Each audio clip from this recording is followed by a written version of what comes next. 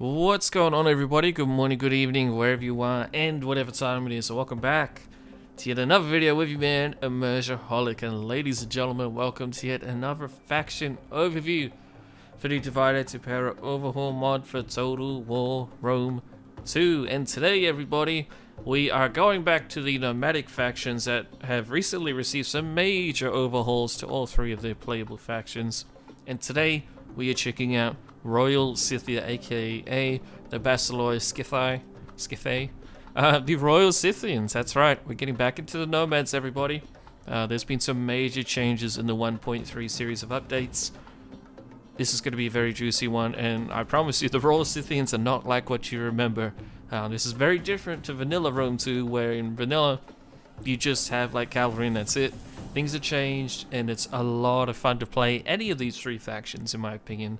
I personally prefer the Royal Scythians, so hopefully you guys will learn a lot, or at the very least get inspired to at least try out the faction, because that's one of the biggest reasons I do these overviews. I want you all to have fun and try out multiple factions. Of course, you do need the nomadic DLC to play as any of the nomadic factions, just as you need different DLCs for different factions. I don't always mention it because I forget, it's not common knowledge still. The game's been out like over 10 years now, but still some people just don't know about it. So obviously, if you see that I'm reviewing a faction that you don't have access to, make sure you have all the DLCs, all the correct DLC for that faction. Always feel free to post comments down below for any concerns that you have and any questions. But anyway, ladies and gentlemen, let's jump into the cultural buffs and debuffs for Royal Scythia. Alright, everyone, we are part of the Skudat cultural group. We share with the Sakaraka and the Roxolani. How do you even say it? Usually just Saka. And the Roxolani. We share the two following buffs. The Board in the Saddle buff, which gives us minus 25% upkeep to all cav units. Amazing buff to have, very, very nice. And then you have the Sea of Grass buff, which increases morale on plains and in grasslands. Not too vital, but you do have a few units that are very low on morale, like at 30 or something like that, which is really, really bad. So I'd recommend you try to pay attention to this when you have lower level units in your army. So just a nice little thing for you to keep in mind. The Royal Scythians have the following buffs and debuffs specifically just to them. They have the Step Slave Masters buff, which gives increased slave resource production. Interesting buff there. You then get Archery Masters buff, which increases your ammo from missile units. Very, very nice. You'll be using missile units in all of your armies very heavily. And then you will have the Hellenic Wariness debuff, where you have morale penalties against the Greeks. Now this this is like really tough for you, because the Greeks are going to be a big part of your campaign. You're living right next to Greeks. Thankfully, you get along with them at the beginning. But as you expand south, you're going to be seeing a lot of Greeks. And while it's not too terrible of a penalty, any sort of penalty against the Greeks is not going to go well for you. So be aware of that when you face off against the Greeks. Anyway, ladies and gentlemen, that's it for your cultural buffs and debuffs. Now let's jump into the part 1 section of this video, where we'll check out the campaign situation for Royal Scythia. Alright, everybody, here we are on the campaign map for Royal Scythia.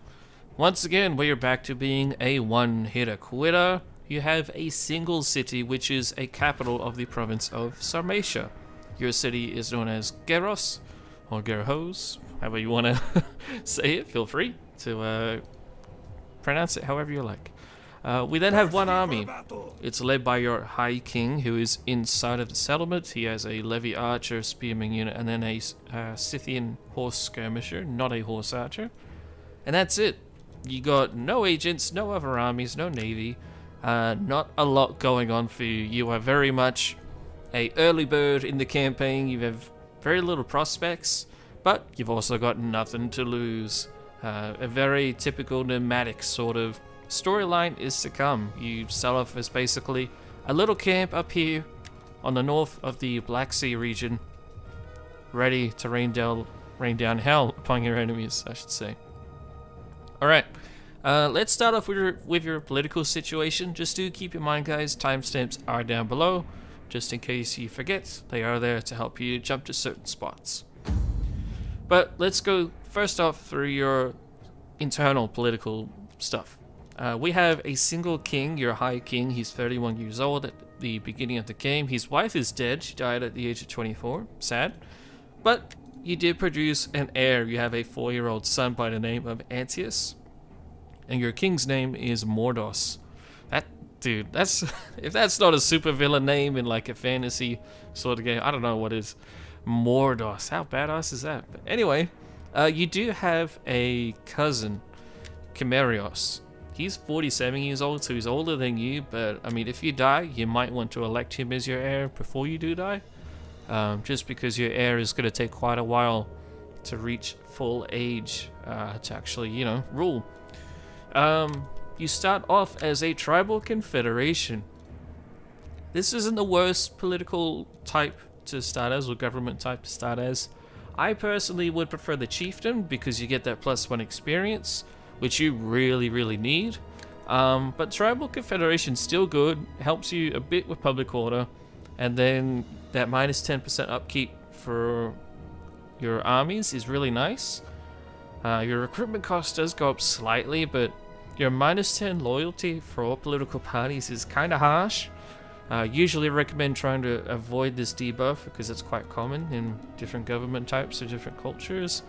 So I'll be hesitant to stay on this tribal confederation. It just depends on what political parties you get during, what do you call it, the start of your campaign. Because these buffs and debuffs of different factions are randomized each start.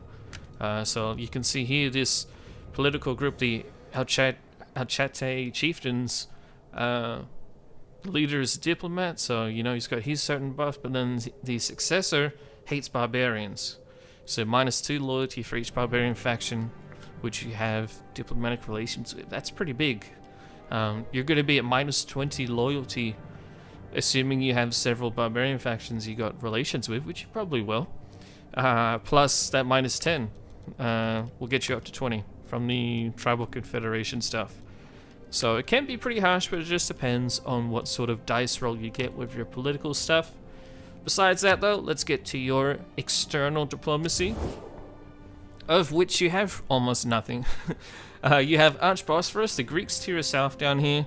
They are quite powerful, they own their own province, and they are fighting the Syraces, or Syraces. I'm going to do that with a hard C. So they are fighting them, which is actually good for you because the Syraces don't like you at all. So you'll probably end up going to war with them, and you might be able to use your friendship with Archbosphorus to help you out there. But all you have is trade with them. Yeah, well, I know you're on it, mate. All you have is trade, which does help you because you have 0 resources at the start of the game, and they have grain and wine straight up. However, you will probably want to take over their territory, as it's very nice and very helpful for you to springboard into the south, so I would definitely keep that in mind. Besides that, you have no other diplomatic ties with anybody, but you do have a lot of factions that, as you can see, have the same blood trait. So you can confederate with quite a few different factions. Confederating usually only happens though when the AI is about to get wiped out. So, I mean, you can basically get a city for free, but besides that, from what I can tell, there's no other buff to being confederated. So it's up to you if you want to care to pursue that or not.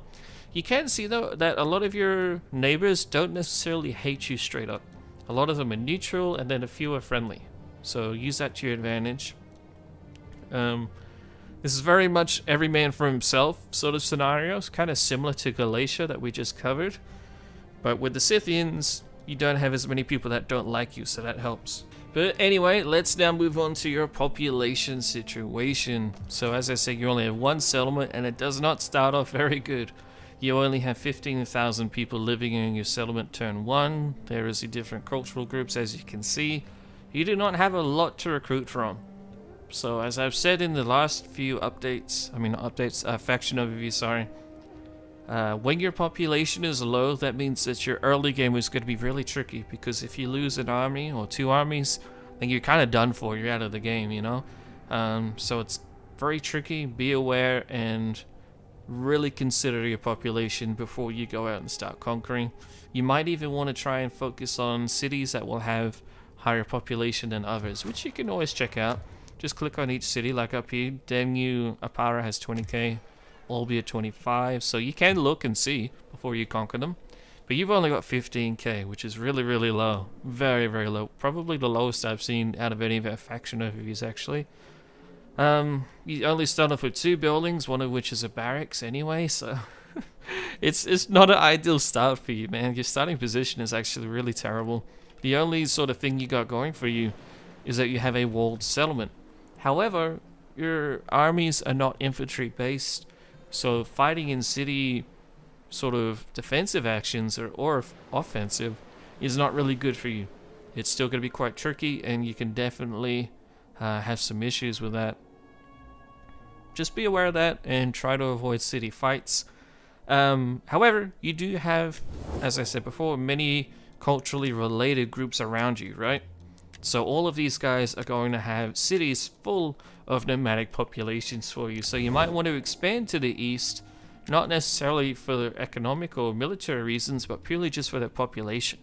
That could help you out a lot in the early game, especially, say you want to go like west and perhaps like south, down across the Danube into Greece, Thracia and all that. You want to go loot those rich cities. Well, you need a power base or a manpower base at your disposal that you can use and abuse, right? So you might want to come out here and take these eastern settlements, wherever they are, somewhere over here, before you do that expansion out west. It's just something to consider, because if you do recruit like 1 or 2 full 2020 stacks, and then you march on down, I mean, if you lose them, then good luck. Your people are wiped out almost in just a couple armies.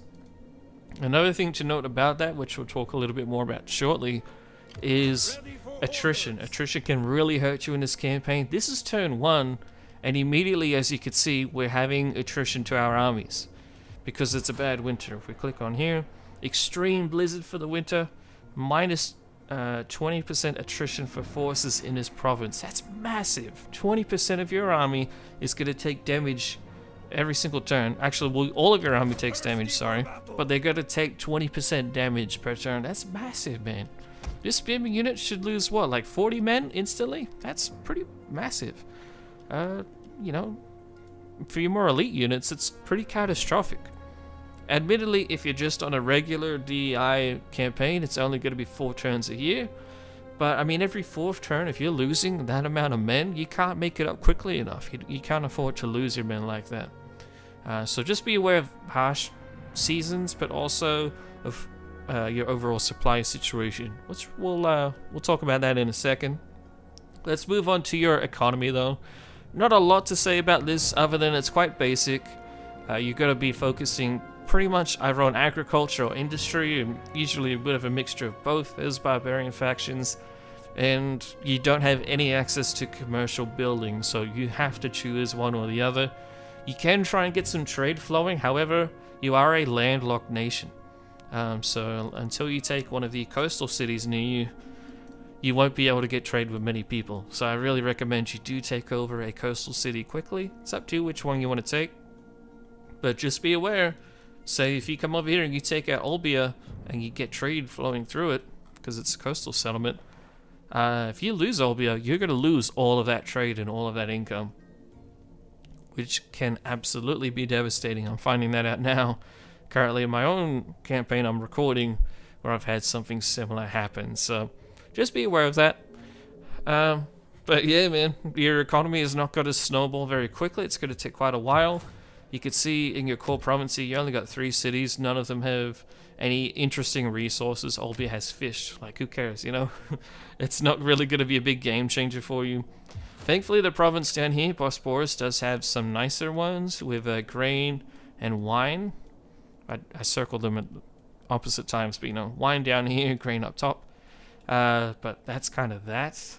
If we go further to the east into Scythia, we can't actually see their resources, but you can always check through the diplomacy screen what they have. But we can already see 2 of the cities don't have any resources. So that's not exciting. And you can see how massive this province is. Look at that, far out. Really, really far away. so you might not even want to expand out to the east.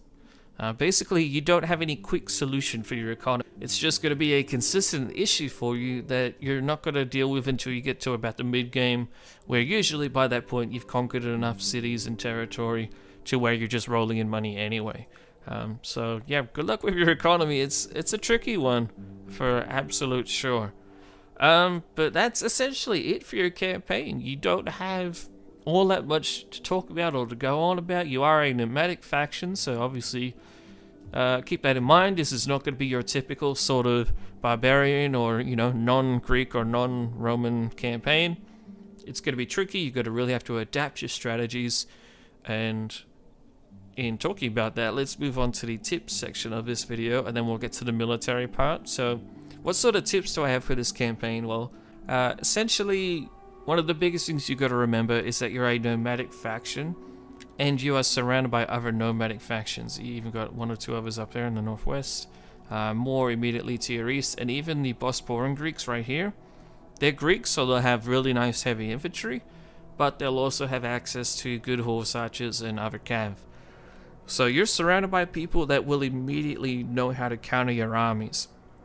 Now, luckily for you, you're playing against the AI, and the AI is quite easy to abuse and take out their horse archers, as opposed to how you can really min-max yours and just get some ridiculous wins with horse archers.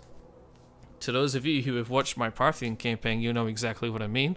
It was a tough campaign, but I won some ridiculous battles just with horse archers. So it's going to be tricky though. It can be easy to abuse the AI, but also you can easily get wrecked.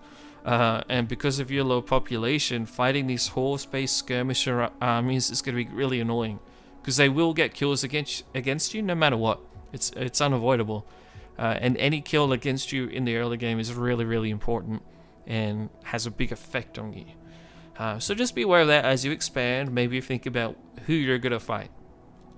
You might want to try and take on the Greeks first, because you know their armies are going to be more infantry based. They do have good cav, but you can surround their hoplites and skirmish them to death all day. It might be better and easier to do that than to go and fight a full horse archer army to your west within the first 10 turns. That's going to be quite tough. Anyway, another thing for you to think about is the terrain around us. As you can see, well, as I already talked about, we are in a very harsh winter, so the enemy armies, as you can see, are affected by it as well when they're in the same sort of region.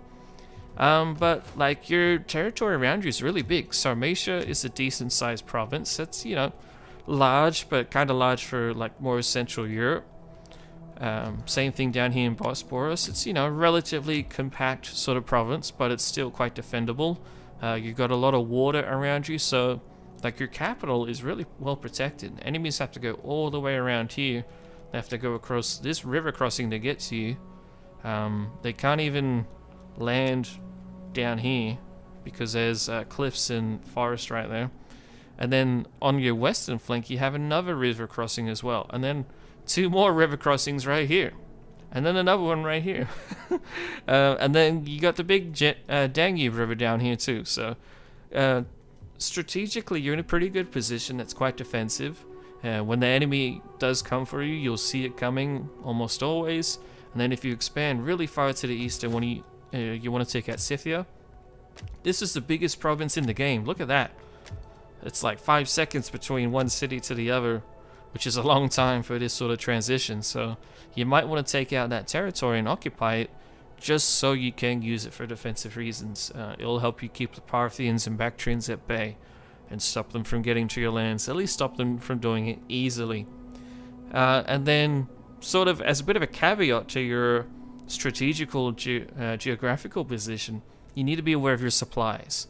Your cavalry-based armies are very demanding of supplies in the area, which you can see just by coming into the province and clicking on this right here. Winter is going to hurt your supplies as well. You really do need to build several buildings in each province, really, to help you maintain your supplies. You might even want to consider sending your army into a different province to like raid for a little while and then bring them back, just so that your province can have time to recover from using supplies. I've had several people reach out to me, and I've seen it in my own campaigns where the nomadic factions will really struggle, and they'll suffer a lot of attrition because the supply situation just gets out of control, especially in the mid game where the enemy has a lot of armies and so do you. And it's not really something people expect. It's very rare for that sort of thing to be a problem for, like, say, the Romans or the Greek factions. But when you're up here on the frontiers of, you know, typically quote-unquote civilized nations, civilization is at its frontier here, and so going further north is going to be very little infrastructure, not a lot of food and supplies to go around.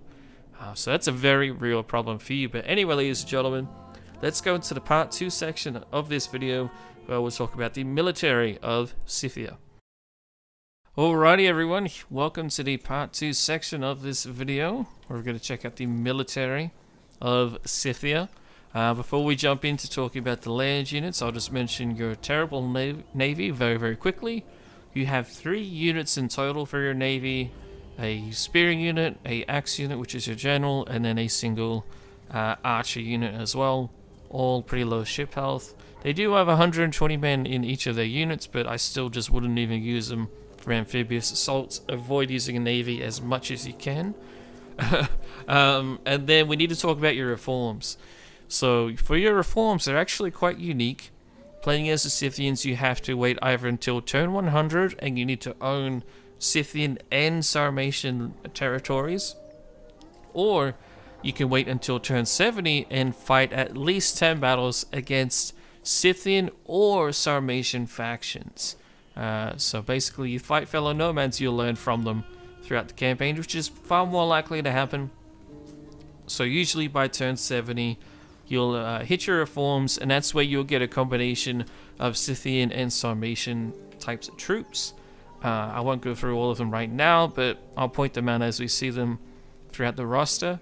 But basically any unit that says Scythian-Sarmatian in your roster, that's the sort of unit you'll get from those reforms, and that's the sort of unit that you'll be getting from your tier 4 population. Any unit that says like Sarmatian in the name, that's tier 4 pop, which is considered foreign to you, which is actually really good, because you can get some amazing units at the beginning of the game, such as mercenaries that are Sarmatian. So you get some elite cav, but they're foreign population. That's really nice. But anyway, let's get into the land units of Royal Scythia for its core roster. Here we'll bring up all the UI, unit cards and all of this. This roster has been recently completely overhauled. Look at this. Oh my gosh. The visuals of the nomadic rosters are just incredible now. They used to be okay, like tolerable, where, you know, you could tell there was some nice DEI textures, but right now this is just a whole other realm. Like, these guys compete with some of the best looking factions in DEI. Like, look at the headdress on the horse. Like, oh my gosh, something out of Avatar right here, bro. But, you know, everything that the DEI team does is historically authentic, and they try to be as historically accurate as they can be, at least within the realm of what limited knowledge we have about certain cultures at this time, and, you know, just in terms of gameplay. But that is your Scythian Royal Guard. It's the second cav general you can get. You have no infantry general units you can get. It is a horse archer, but it's very heavily armored at 49 armor, melee attack of 12, defense is only at 5 though, so this is a horse archer slash a bit of a shock cav unit, although its charge bonus isn't massive, just at 43, but it's a very heavy cav unit, so just be careful of letting them get stuck in a prolonged fight. But yeah, I just wanted to show off how amazing they look. But anyway, as you can see, we don't have a massive roster, although it's actually bigger than the Galatian one we just checked out too, which is kind of funny. But anyway, let's move on to your skirmisher infantry. As you can see, we have quite a few to go through. You have 2 infantry-based javelin units. This is your Scythian skirmisher unit. It's important to note that they do use a spear for fighting, so you can kind of allow them to help your cavalry go up against other cavs, so just keep that in mind. Let's lower this because we got a lot of information on the screen. With it, upgrade quite heavily though to your Scytho, Bospor, and Peltus. These guys are very well equipped with an armor 20. Total weapon damage is not bad at all too, all the way up to 31. Yep, 31. With a very heavy armor piercing. So these guys will fight with an axe or a folks. I forget which one it is. I think an axe. It doesn't say in the description, but their melee attack of 7's kind of low. So if you can increase that with a little bit of veterancy, their armor piercing will do wonders for you. They have a nice big shield, and they obviously throw several javelins. They have ammunition of 6. So these guys can definitely be useful in like taking cities as well. Slingers! We then jump up to your only slinger unit. You don't get many slingers at all. Very levy tier, nothing important at all to talk about there. Hunters! Then jump up to your first Scythian pure archer unit. We do see that armor piercing damage coming back again, but their attack is at 5, defense is at 2. It's despicable. Their stats are horrible.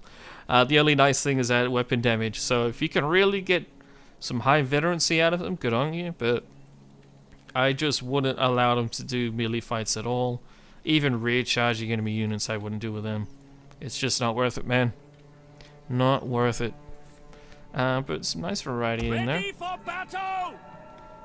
However, then we jump up to the Scythian armored archers. Now these guys are a very good archer, a range of 175, which is definitely respectable. You can see right here they got a nice long spear as well to go along with their high damage that they can do at least. Total weapon damage is at 26, melee attack is only at 7, but defensive 16, and then the armor 20. These guys will be excellent at supporting your cavalry on the flanks, so get them involved in fighting enemy cavs, they'll do great. They can fight over infantry, but their low attack means that they're not going to get a lot of kills, at least not very quickly. I would focus on having them fight enemy, what do you call them, cav. But a very fun unit for sure. Moment! Then we get to the best archer you get, which is your Scytho-Bosporan archers. Melee stats here, okay, but it's not really too elite per se, but this is your best archer you get. You get melee attack of 9, defense of 13, 15 ammunition, but your weapon damage is only at 26, charge bonus is only at 13, armor is at 25 though, and you do have that shield, which helps out. Let's just check here. Shield value of 6, so they'll do quite well against enemy archers and enemy skirmishers. What's their range? 185 range with a missile damage of 18, which is quite respectable for an archer. So I would definitely use them and recruit them, but keep your expectations low when it comes to like melee engagements. They are an archer through and through. Use them for their archer support, you know. No other really special abilities that are all that interesting. They're just resistant to cold, as is most of your units. But it's just to make them get tired less quickly. They will still suffer snow attrition, but that's it for your infantry skirmishers. Let's jump onto your melee sword and axe unit. So we start off with a axe unit right here. Wait, is this our axe unit? Yes, it is. Sorry. Your Scythian tribal warriors, very low tier. They do have an ammunition of 3, so 3 javelins does help, but they're only 200 men in a unit. 8 armor. Attack is at 7, defense is at 9. Very low tier levy. I would avoid using them if you can. Axe warriors! However, then we jump up to the Scythian armored axemen. These boys are badass. High armor of 30, which is very, very juicy. Whopping melee damage. 20 plus 15 armor piercing. That's ridiculous, man. Absolutely ridiculous. Very, very nice. Total weapon damage of 35. That's crazy. Melee attack of 11, defense of 11 as well. A charge bonus of some cavalry at 30. Far out, man. These guys are juicy. They are going to be extremely savage killers. You're going to need them in your infantry armies because they will take the walls of cities for you. They're the only unit that really will, to be honest. And they'll cut through Roman legionnaires and enemy hoplites. Fantastic unit to have. The only unfortunate thing is that they don't have a javelin, but that's okay, you'll be fine. They do have a bonus versus elephants, but no bonus versus calves, so be aware of that. Warriors! Just ridiculous. But then we get to your only sword unit that you have, which is your Scytho-Bosporan infantry. Only 200 men in this, which is a bit unfortunate. It's not 300 like your Scythian tribal warriors. Your low tier axemen are the same, which is a bit unfortunate. because most barbarians would have it at 300. They do have an ammunition of 3 though, so that does help. 3 javelins times 200 men, that's 600 javelins that could be thrown from this one unit, so that's nice. Melee attack is at 12, which is quite high. Defensive 9, not terrible, but their armor is only at 8. That's very low. Total weapon damage only goes to 26, with only 3 being from armor piercing, but looking pretty good, and overall still a helpful unit. As is your levy tier axeman, but I mean, why would you get that after you unlock your high tier axeman, you know? Like, oh man, I just love the look of the armored axemen. They look sick and they're so useful, especially for your nomadic roster. But that's it for your melee stuff. You only got 3 dedicated melee units that aren't spearmen, so you got 2 axemen and then 1 swordsman. However, as you can see, we have several spear units, so let's get started there. We have your Scythian tribal spears. Very low tier levy spear unit. It can be useful, but do note the terrible morale at 30. Base morale of 30 is really, really bad for any infantry unit, especially a melee based unit. These guys don't even have a javelin. I just would not recruit them if you can avoid it. They're terrible. Attack of 8, defensive 11 is okay for a levy, but it's just not worth it in my opinion. Ready for battle! I honestly wouldn't even waste some money on them. I'm sure there'll be, you know, some situation where they can be helpful, which is the case for every single unit in the entire game. But I personally just wouldn't bother recruiting them. You can get these bad boys, the Scytho or Scytho Bosporan Spearmen. Kind of a little bit more akin to Ethereal Spears in that their defense is very high at 17, attack only at 7, total weapon damage 26. They got bonus versus Cavern Elephants of 17. Their armor is only at 10, and they have no javelin. However, they do have the repel cavalry ability, which can be helpful, whereas your other unit doesn't. They don't have a javelin, unfortunately, but their armor is at 10. Base morale is up from 30 from your last unit to 40. So if you're going to get any sort of levy style spearmen, I would get these guys when you can. It's just going to be better in every situation. Why wouldn't you? However, we then have hoplites. I know, a little bit weird. You're playing as a nomadic faction. You're not really blending with the Greeks, but you do live next to the Greeks. And as a result, your military does actually end up blending a little bit. Here you have access to Bosporan hoplites. Just a solid, pretty like mid-tier hoplite. It's nothing special at all. But for you, it's very vital because you don't have many infantry at all. So you can definitely use this as like a core for your armies. And armor of 30 is really, really nice for you. So you definitely want to try and use and abuse that. Your defense is 14, attack is only at 7. But it will get better over time. And of course, you do have the Phalanx ability. Heavy spears! Heavy spears, I know, mate. We have your Scythian chosen hoplites. Your armor jumps all the way up to 38 here. So you've got a Roman Legionnaire basically, with a melee attack of 9 and a defense of 19. That is monstrous. But these are elite hoplites, so absolutely I would recommend getting these guys in your armies. Depends what you want to do with your army. Sometimes you might just want an all-cav army or 2, but these guys are fantastic. They can go toe-to-toe with the best of them, and they show the best that the Bosporan region has to offer for hoplites. But that's it, 4 spears in total, 2 hoplites, 2 spearmen. You're kind of missing a solid mid-tier spear. This unit is more of like a low-tier spear, but it is what it is. You will have AOR units and mercenaries that help you with your infantry situation, but overall, you just kind of got to suck it up and deal with it. However, then we come to your core of your actual armies, which is cavalry. Step archers! We start off with your most cost-effective unit that you have, which is a Scythian horse archer. Very fast, even has Cantabrian circles, so feel free to use that. Ammunition of 15, which helps because you've got a missile damage of 16 and a range of 150. Charge bonus only at 30 though, so I wouldn't get them in melee. Your defense is at 2, attack of 7, which is disgustingly low. Base morale again only at 35, kinda low. So you don't want them to get engaged in melee fighting at all. These guys are purely used for skirmishing and for chasing down routing units, but they're just super effective because they're horse archer units. The horse archers really are probably the most effective type of unit you can get in the game, because you can take out any sort of elite army that you go against. Your biggest issue is city assaults and then fighting other cavalry-based factions, because they'll chase down your horse archers. They have just as good a units as you. You're nothing special.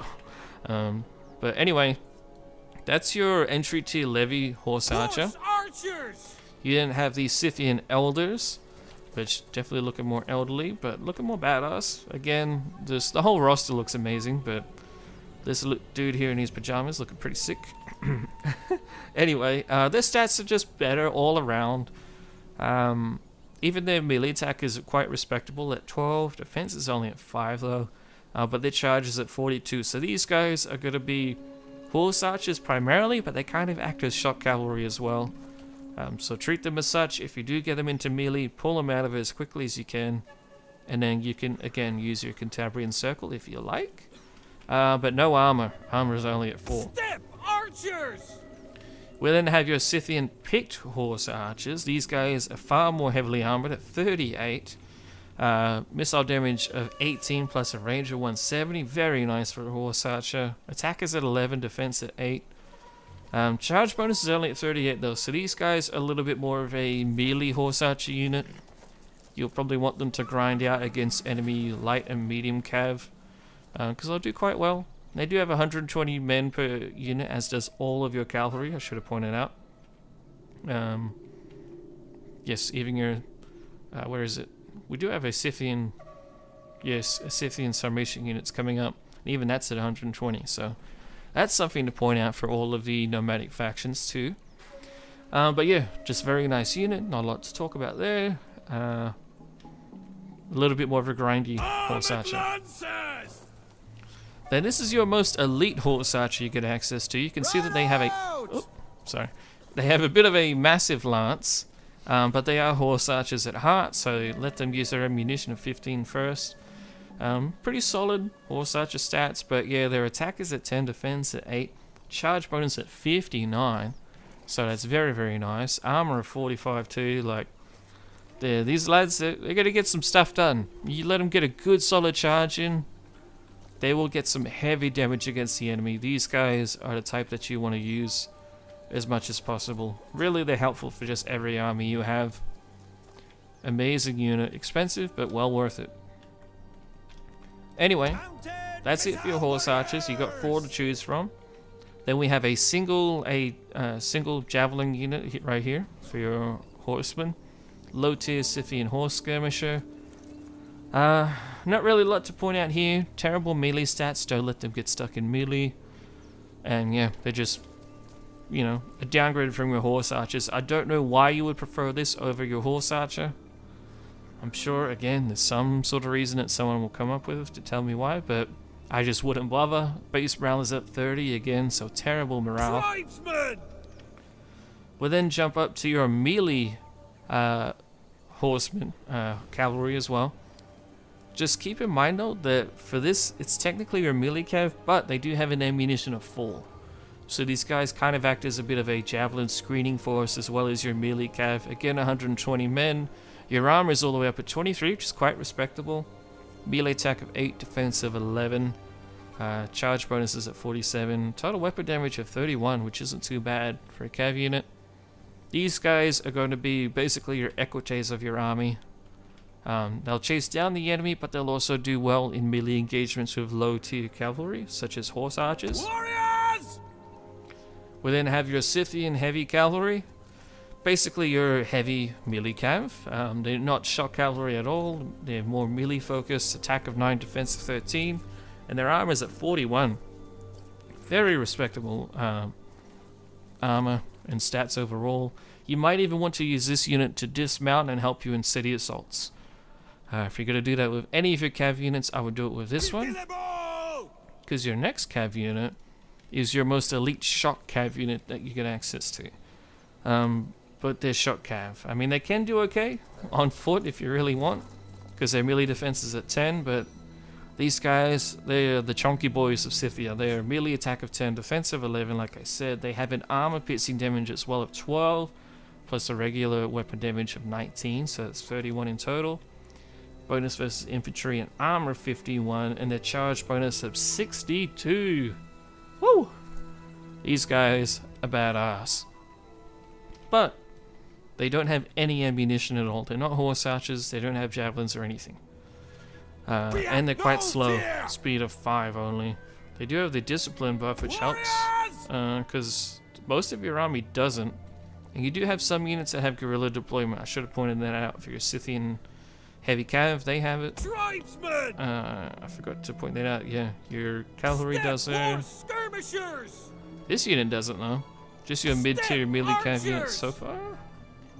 Oh, that's right. And your Scythian elders have the encourage buff. Sorry, I missed that, guys. I forgot to tell you all. Missile riders! Which can always help. Absolutely. Lancers! Okay, yeah. So only those 2 units, Orders! your Scythian heavy cav and then your Scythian young warriors have guerrilla deployment, and then your elders have the encourage buff, which helps you out. But anyway, that is it for your military, everybody. As you can see, very cavalry focused. However, now since the 1.3 updates have been happening, we have some very nice, good looking infantry to help you out as well. Wow, that didn't look good there. But yeah, some great infantry that can help you get started. Your infantry will absolutely be outclassed by everyone you fight eventually. But because you go up against the AI, you can use and abuse your infantry in much more effective ways. So you at least have options now, whereas before it literally was only cavalry only. That's it. Good luck, have fun.